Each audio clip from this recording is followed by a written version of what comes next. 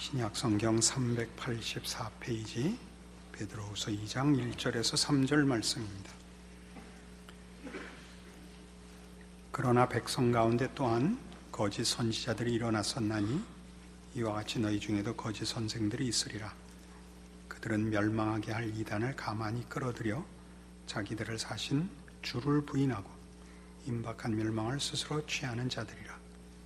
여럿이 그들의 호색하는 것을 따르리니 이로 말미암아 진리의 도가 비방을 받을 것이요 그들이 탐심으로써 지어낸 말을 가지고 너희로 이득을 삼으니 그들의 심판은 옛적부터 지체하지 아니하며 그들의 멸망은 잠들지 아니하느니라.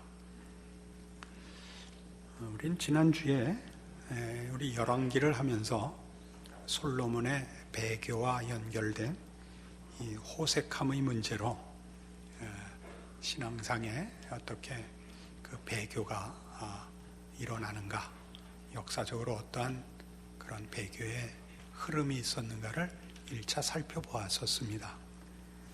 오늘 살피려는 것은 우리가 사는 이 시대, 지금 우리가 몸담고 있는 이 사회 속에 기독교 신앙을 가장 그 내용적으로 위협하는 것이 무엇인가?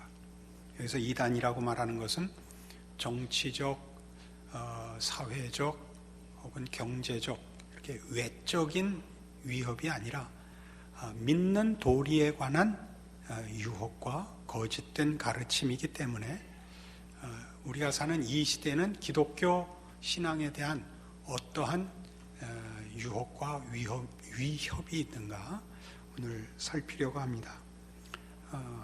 그것은 가장 중요하게 기독교 영성에 관한 문제입니다. 기독교 신앙이 가지는 그 진정한 정신과 이 세상이 지금 우리를 유혹하고 시험하는 보통 사회에서 많이 얘기하는 영성은 굉장히 다릅니다. 그것을 우리는 사회가 일반적으로 부르짖는 영성이라는 문제도 오늘 잠깐 살펴볼 작정이고, 우리 자체 안에 기독교 신앙 안에 영성이라는 문제를 이런 세상적인 그 영향으로 인하여 스스로 왜곡하고 있는 문제를 먼저 살피려고 합니다. 그래서 오늘은 제 실력 갖고 이걸 다 할 수가 없어서 좀 참고한 책들이 있어서 여태껏 안 해봤던 이렇게 자꾸 내려다보고 뭘 읽는 그런 설교를 좀 하겠습니다. 사실은 제가 신경을 많이 쓰고 이 위에 머리 빠진 쪽을 안 보여주려고 많이 애를 쓰고 있는데 오늘은 이제 뭐 마음대로 해라 하는 마음으로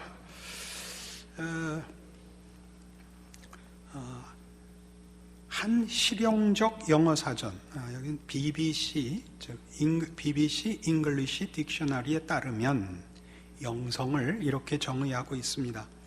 사람의 가장 깊은 생각이나 신념에 관계된 일로 육신이나 물리적 환경에 대립되는 개념으로 정의하고 있습니다. 휙 읽어버리니까 잘 모르겠죠. 그러니까 분위기는 전체로 이 생각, 내적 성찰 쪽으로 생각하고 있습니다. 이와 같은 정의는 이 시대, 우리가 사는 시대에 영성이란 말이 매우 정적으로 이해하고 있다는 것을 알게 됩니다. 정적으로, 동적으로 이해하지 않고 정적으로 이해하고 있다는 점을 발견합니다.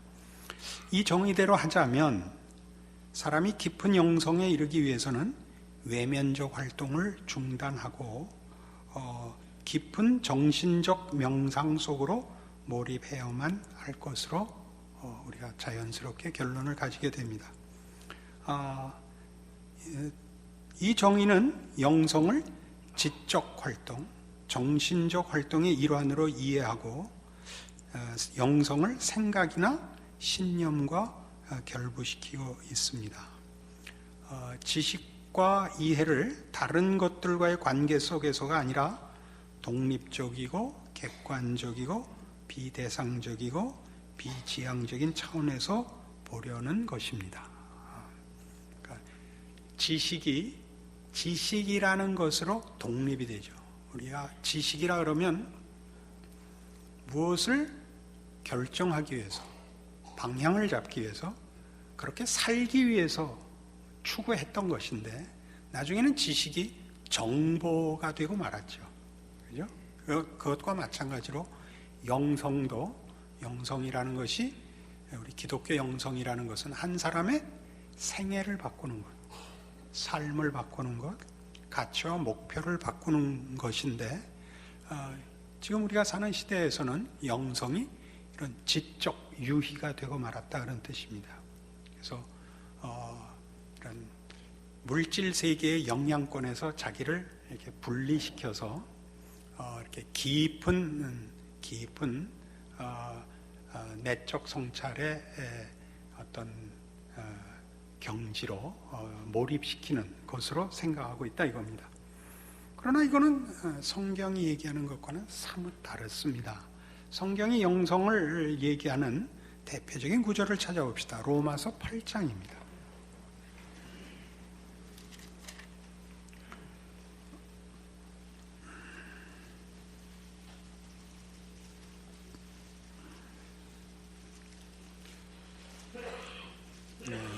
로마서 8장 6절, 육신의 생각은 사망이요 영의 생각은 생명과 평안이니라. 여기 영성이 나옵니다. 영의 생각이라 이렇게 표현하고 있습니다. 영의 생각이라. 그러니까 여기서 영의 생각이라고 한 이 표현이 말하자면 성경에서는 영성에 대한 가장 직접적인 표현인데, 우리말 번역에는 그래서 영성 그러지 않고 영의 생각 이렇게 표현을 했고, 빌립보서 2장에 가면 이 말이 또 이렇게도 나옵니다. 빌립보서 2장 5절 319페이지입니다. 너희 안에 이 마음을 품으라. 곧 그리스도 예수의 마음이니. 이 마음이 아까와 똑같은 영의 생각으로 표현했던 동일한 헬라어입니다. 이 마음을 품으라. 예수의 마음을 품으라, 이겁니다. 또 이 골로새서 3장에 가면, 빌립보서 다음이 골로새서입니다. 골로새서 3장 2절에 위의 것을 생각하고 땅의 것을 생각하지 말라. 여기 생각하다라는 동사로 되어 있지만 같은 어근을 가진 이 영성입니다. 그러니까 영의 생각 이렇게 풀어 쓴 게 아마 제일 영성에 가깝게 표현은 됐겠지만, 빌립보서 2장에서 본 바와 같은 이 마음을 품으라. 곧 예수의 마음이라 한 마음이나 위의 것을 생각하라. 땅의 것을 생각지 말라. 이게 다 같은 것입니다. 그러니까 여기서 말하는 영성은 사상과 지식으로 독립되는 것이 아니라 그것이 가지는 일관된 성향입니다. 일관된 성향, 어떤 방향, 어떤 결정, 어떤 선택을 말하는 것입니다. 우리가 아는 내용이나 대상과의 관계성 속에서 그 의미가 드러나야 된다, 그런 뜻입니다. 그러니까 영성을 가진다 그러면 그 영성이 영의 생각, 그리스도의 마음, 그러니까 마음 혼자 독립되지 말고 그리스도의 마음이어야 된다, 이거죠.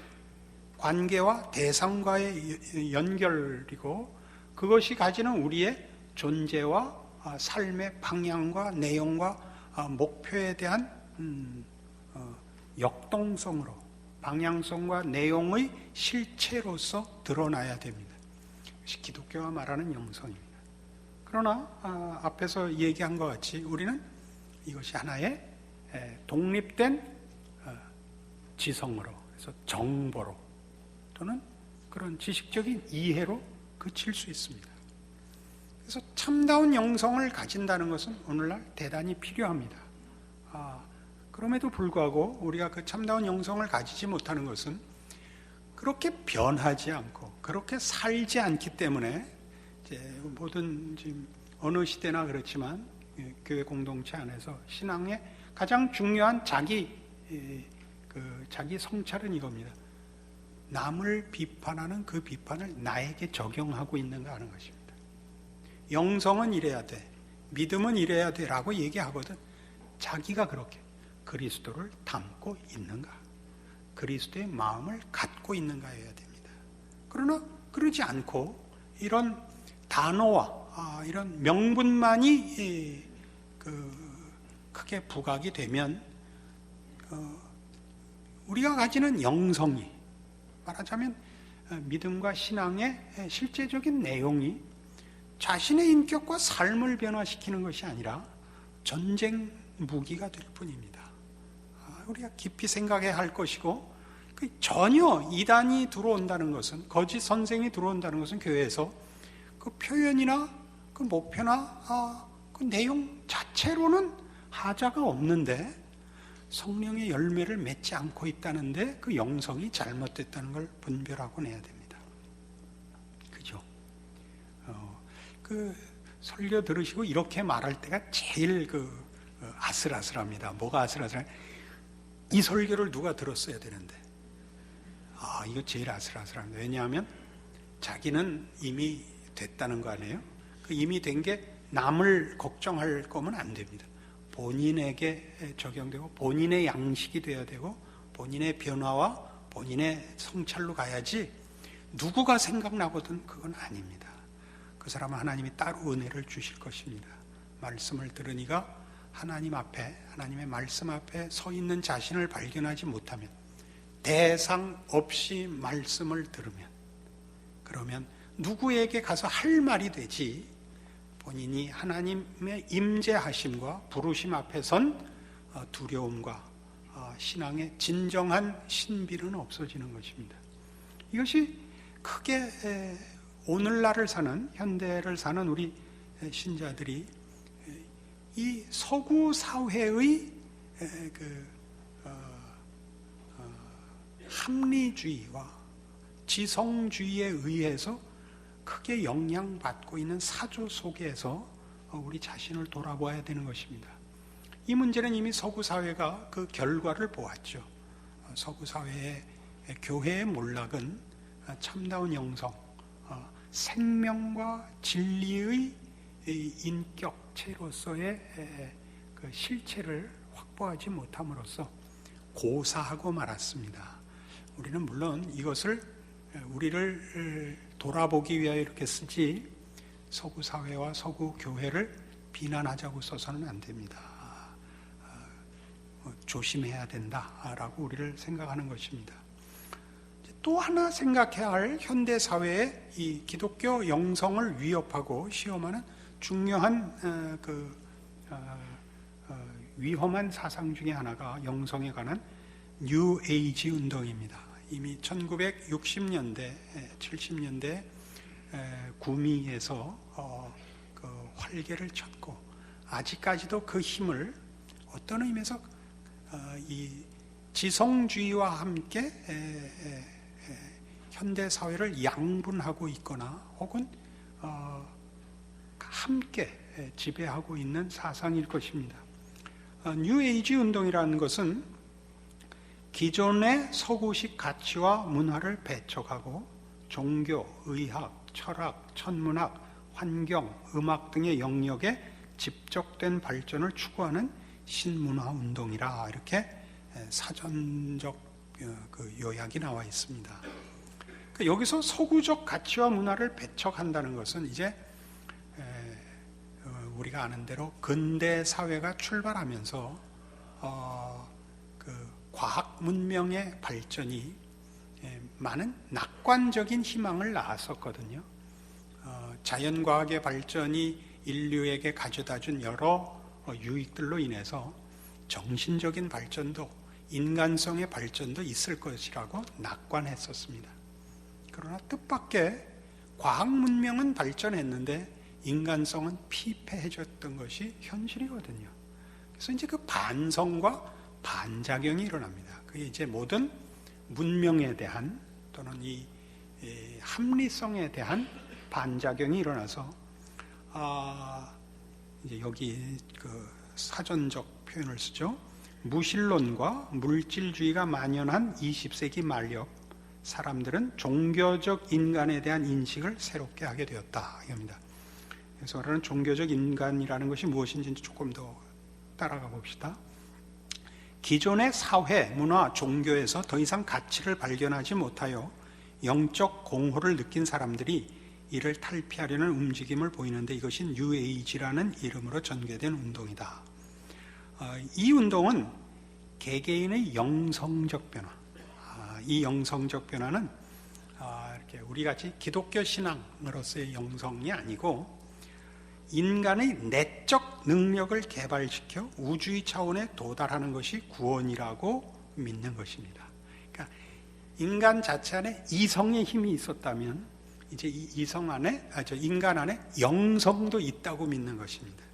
그래서 인간 안에 있는 영성을 개발하여 이성을 개발하여 과학 문명을 발전시킨 것 같이 영성을 개발하여 말하자면 영적 피폐와 정신적 가난함에서 벗어나 인간성을 회복하자는 운동이었습니다. 그러나 묘하게도 근대성에 대한 근대주의의 그 합리성에 대한 이성과 인본주의에 대한 반발이 왜 기독교로는 돌아오지 않고 더 반대하는 대로 나갔는가는 참으로 놀랍습니다.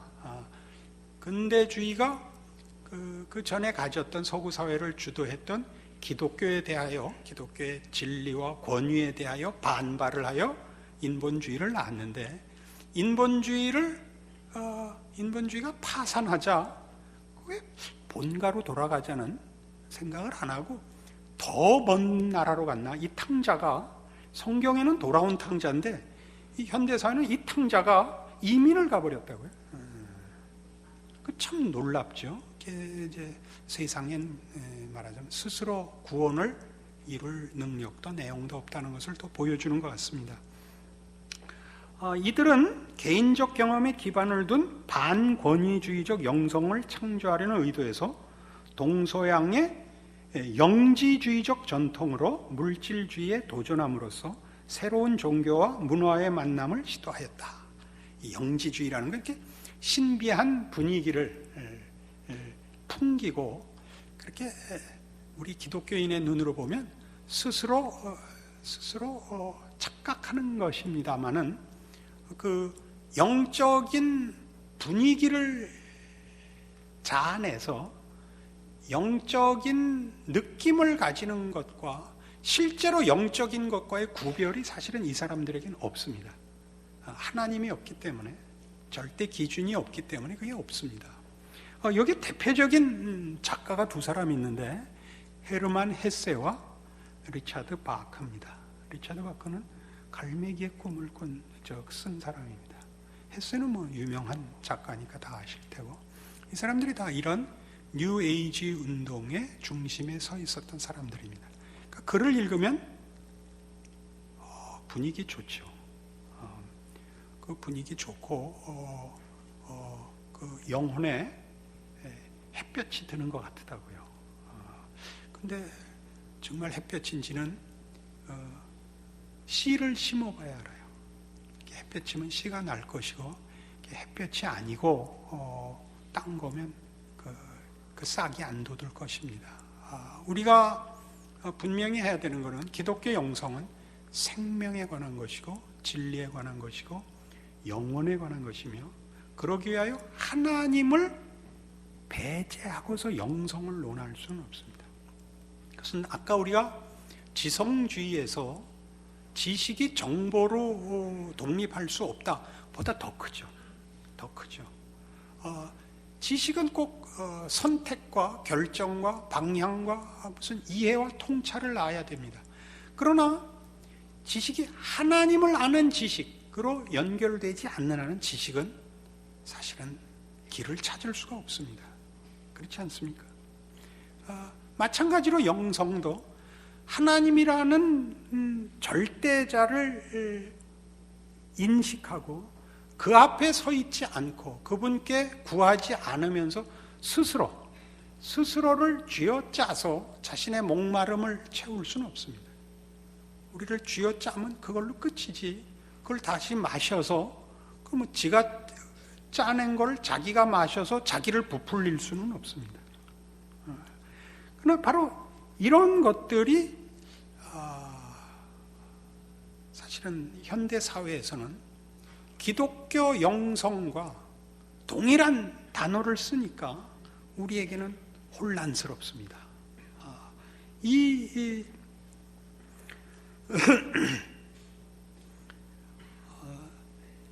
그러니까 뉴에이지 운동의 영성 결과적으로는 범신론입니다. 범신론이라는 것은 모두가 다 신이라는 뜻입니다. 그러니까 우리가 영성을 만들어낼 수 있다고 믿는 것이죠. 그래서 이 문제는 우리에게 사실은 현실적으로 어떻게 찾아오느냐 하면, 여러분이 영적인 갈증을 느꼈을 때 그 갈증을 채우는 방식이 여러분의 그 영성을 자극한 것만으로 만족해서는 안 됩니다. 그러니까 우리가 열심을 내어 기도를 한다든가 운다든가 어디 기도원에 들어가서 따로 그 구별된 시간을 가진다든가, 그래서 금식을 한다든가, 금식이나 기도나 이런 거 전부 반대하는 거 아닙니다. 그걸로 자신의 영적 갈증을 스스로 인식하고 자극한 것과 채운 것은 다릅니다. 컵을 흔든 것과 채우는 것은 전혀 다른 것입니다. 컵은 이렇게 집어던져서 깼을 때 가장 확실하게 그 느낌이 살아납니다. 컵으로 물을 마실 때 컵은 잘 눈에 안 들어오는 겁니다. 컵을 마시는 거 아니고 그 안에 물을 채워야만 마실 수 있습니다. 근데 컵을 안에 다른 걸 넣어서 흔든다든가, 아까 같이 던져서 깬다든가, 컵을 잡고 비빈다든가, 알라딘도 아닌데 이런 것과 혼동하시면 안 됩니다. 그렇게 막 말할 수 있는가? 막 말할 수 있습니다. 지금 베드로, 우리 후소가 베드로 사도가 하는 얘기가 그겁니다. 멸망받아 마땅한 놈들이다 그러는 겁니다. 다시 본문으로 돌아오시죠. 보세요. 그러나 백성 가운데 또한 거짓 선지자들이 일어났었나니 이와 같이 너희 중에도 거짓 선생들이 있으리라. 그들은 멸망하게 할 이단을 가만히 끌어들여 자기들을 사신 주를 부인하고 임박한 멸망을 스스로 취하는 자들이라. 멸망할 이단을 가지고 오고 스스로 멸망을 자초하는 자들이라.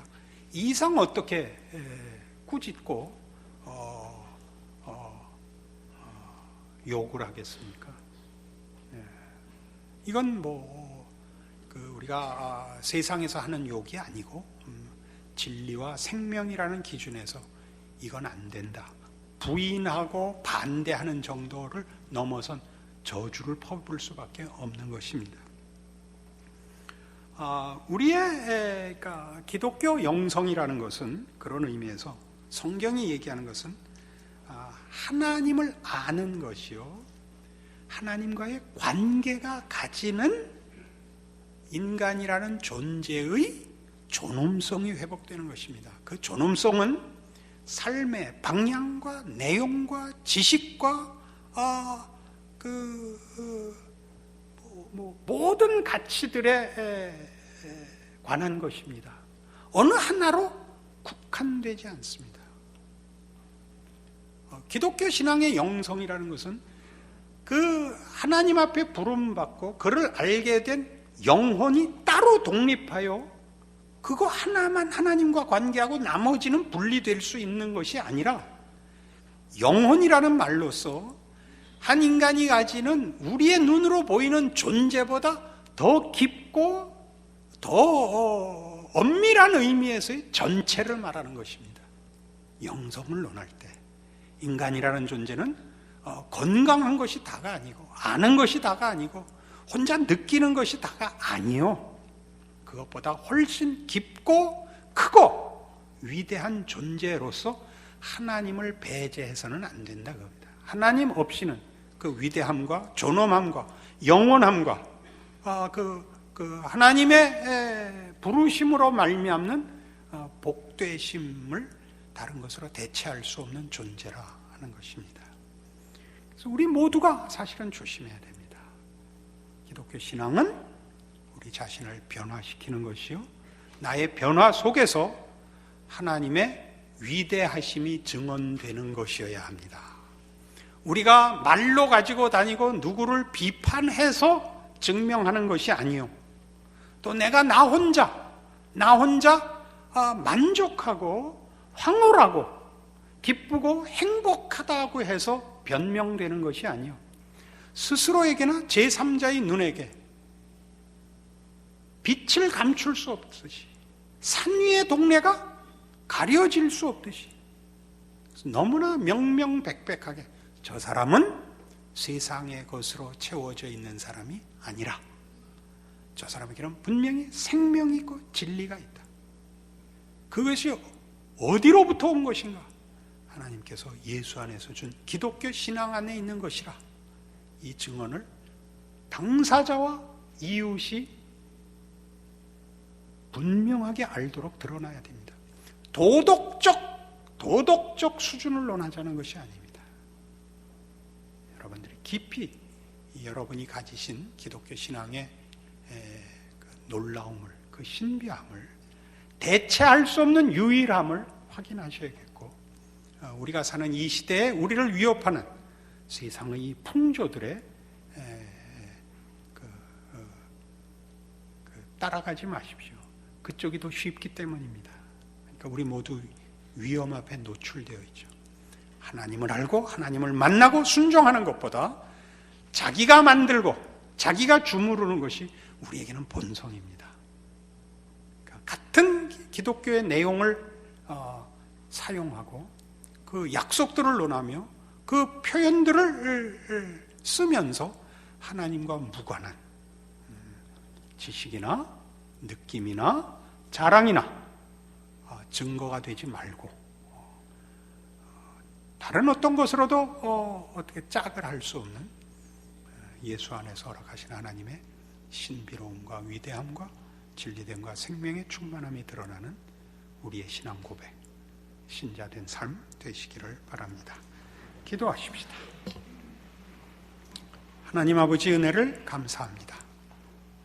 하나님을 아는 것은 지식의 근본이요, 우리의 지혜요, 우리의 자랑입니다.